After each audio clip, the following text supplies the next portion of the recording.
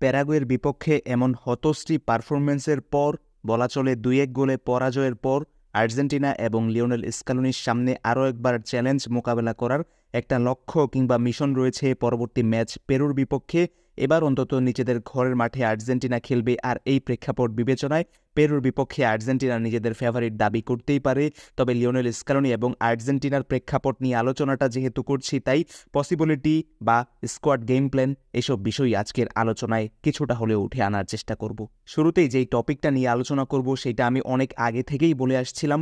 এবারের ইন্টারন্যাশনাল ফিক্সচারে প্যারাগুয়ের বিপক্ষে ম্যাচের আগে আর্জেন্টিনা রিলেটেড 2টা ভিডিও নিয়ে আলোচনা করেছিলাম। 2টা ভিডিওতেই আমার আলোচ্য বিষয়ের অংশ জুড়ে ছিল একটা টপিক, আর সেটা হচ্ছে লিওনেল স্কালোনির গদবাঁধা সিস্টেম, চিরাচরিত সিস্টেম বলতে পারেন, প্রেডিক্টেবল একটা ওয়ে যেটা প্রতিপক্ষ কোচেরা রিড করে ফেলতে পারছে, প্লেয়াররাও আসলে সেই ট্যাকটিক্সের এগেনস্টে গিয়ে ফুটবলটা খেলতে পারছে, আর যে কারণে আর্জেন্টাইন প্লেয়াররা মাঠে ফুটবলে খুব একটা সক্রিয় হতে পারছেন না, আক্রমণে খুব একটা সপ্রতিভ হতে পারছেন না, যেটারই ফায়দা প্রতিপক্ষ খুব ভালো মতোই কাজে লাগাতে পারছে।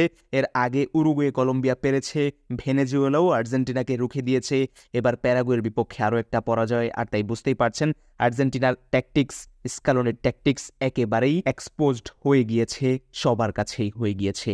আর তাই এই জায়গায় লিওনেল স্কালোনিকে একটা মুভ অন করতেই হবে। এত বড় একজন কোচ, বিশ্ব চ্যাম্পিয়ন, টানা দ্বিতীয়বারের মতো কোপা আমেরিকা জয়ী কোচ, আর তাই তাকে এখন প্ল্যান বি ইউজ করার সময়টা বোধ হয় চুজ করতেই হচ্ছে। প্ল্যান বিতে লিওনেল স্কালোনির কি ট্যাকটিক্স প্ল্যান রয়েছে সেটা তাকে পরের ম্যাচেই আসলে বের করে আনতে হবে। এবং আর্জেন্টিনার মিডফিল্ডকে আমরা দেখলাম, এক এনজো ছাড়া রদ্রিগো ডি পল ম্যাকঅ্যালিস্টারকে সর্বশেষ ম্যাচে খুঁজেই পায়নি। ডিফেন্সে নাহুয়েল মলিনাকে আগের মতো আর পারফর্ম করতে দেখছি না সাম্প্রতিক সময়ে। আর্জেন্টিনার ডিফেন্সে নাহুয়েল মলিনার পজিশনে আসলেই চেঞ্জেস দরকার। নিকোলাস ওতামেন্দির বদলে বালের দিকে শুরুর একাদশে চাই, যেহেতু লিসান্দ্রো ইনজুরির কারণে নেই। ওতামেন্দি ডিফেন্সে ভালোই ভুল করছেন, তার উপর তার বয়সও হয়েছে, তাকে ক্যারি করার কোনো মানেই এই দলটাতে আসলে হয় না। ফরওয়ার্ড লাইনআপে একা লিওনেল মেসি যেদিন কিছু করতে না পারেন সেদিন কাউকেই আসলে সেভাবে জ্বলে উঠতে দেখা যায় না। এটা আর্জেন্টিনার চিরাচরিত একটা দুর্বলতা।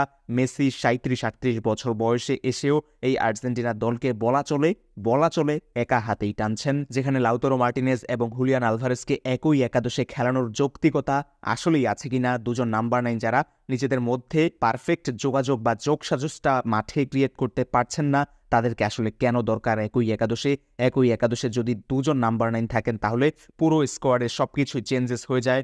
মেসি, আলভারেজ, লাউতারো এই তিনজন প্রেসিং করেন না। আলভারেজ যদিও কিছুটা করেন, মেসি লাউতারো তো করেনই না। তাই দুজনকে ছাড়াই ডিফেন্সিভ ডিউটি আর্জেন্টিনাকে পালন করতে হয়, আর যেখানে আর্জেন্টিনার ডিফেন্সের সমস্যায় ভুগছে। আর তাই মেসি লাউতারো কিংবা মেসি আলভারেজ এরকম দুজনের একটা ডায়নামিক ডুও আমরা ফ্রন্ট লাইনে দেখতে চাই। বাকি একজন সাবস্টিটিউট হিসেবে নামতেই পারেন, সেই সুযোগটা আছে। কিংবা আর্জেন্টিনা 4-3-3 সেটআপে খেললেও লাউতারোর জায়গায় বা আলভারেজের জায়গায় যে কোনো একটা পজিশনে যে কোনো একজনকে ড্রপ করে নিকো গঞ্জালেস টাইপ একটা প্রোফাইল স্কালোনি ইউজ করতেন। নিকো গঞ্জালেস ইনজুরির কারণে নেই, সেখানে গার্নাচোকে ট্রাই করতে পারেন, একটা অ্যাটাকিং অপশন আরও বেশি বাড়াতে পারেন। সেক্ষেত্রে attack is the best defence. এই এক্সপেকটেশন, এই নীতিবাক্যটাকে কাজে লাগিয়ে আর্জেন্টিনার সামনে পেরুকে মোকাবেলা করতেই পারে। ঘরের মাঠ, অদম্য আর্জেন্টিনাকে আরও একবার দেখতে চাই। এই ভিডিওতে আর্জেন্টিনার কিছু ভুলভ্রান্তি এবং স্কালোনির ট্যাকটিক্সের দুর্বলতা বা উইক পয়েন্ট নিয়েই আলোচনা করলাম। ভিডিওটা কেমন লেগেছে কমেন্ট বক্সে আপনার ওপিনিয়ন জানাবেন। আর্জেন্টিনা রিলেটেড ভিডিও নিয়মিত পেতে এবং একজন আর্জেন্টিনা ফ্যান হয়ে থাকলে আপনি অবশ্যই ফুটবল উইথ নাসিম চ্যানেলটাকে সাবস্ক্রাইব করে যাবেন। আপনার একটা সাবস্ক্রাইব আমাদের পরবর্তী ভিডিওর মোটিভেশন হিসেবেই কাজ করে। ধন্যবাদ সবাইকে।